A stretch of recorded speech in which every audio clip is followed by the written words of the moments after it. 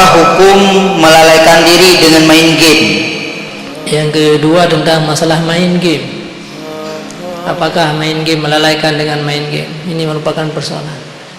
Saya mengutip sebuah hadis yang pernah diajarkan oleh Rasulullah kepada anak yang paling kecil, Hasan. Min husnil mar'i tarkuhu ma la ya'nih. Kata Rasulullah, ini nasihat Rasulullah. Min husnil mar'i, kamu mau jadi anak yang paling baik, tarkuhu ma la ya'nih. Tinggalkan sesuatu yang tidak ada kepentingan, yang tidak manfaat kamu untuk hari akhirat. Jadi yang ketiga, main gamenya adalah bukan kebaikan. Ya, seandainya dengan gara-gara main game katanya bisa melalaikan yang lain kewajiban-kewajiban, maka hukum main gamenya lil wasail hukmul makasih. Cuma yang main gamenya hanya sekedar untuk katanya melepaskan kejenuhan, silakan main game.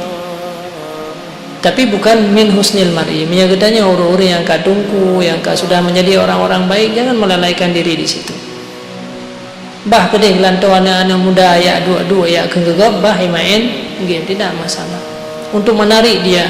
Ya mungkin pi orang-orang yang tidak seperti katanya kadang-kadang orang-orang yang tinggal terjerumus dalam maksiat, bah biarkan mereka lalai dengan yang lain. Yang penting tidak terjerumus dengan maksiat. Jadi ada tahap-tahap. Nah, tahap-tahap manusia ini terbagi-bagi, dia ada tahap.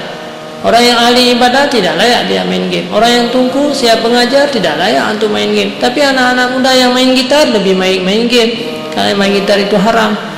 Daripada anak-anak yang lain dia berbuat maksiat, maka alihkan. Maka para ulama-ulama Jawa, para ulama-ulama yang ada di Jawa sebahagiannya bahwa orangnya gepegar rebagana, gepegar rapai, gepegar sebagainya untuk menarik daripada alat-alat musik yang lain, gepegar kesenian dan sebagainya.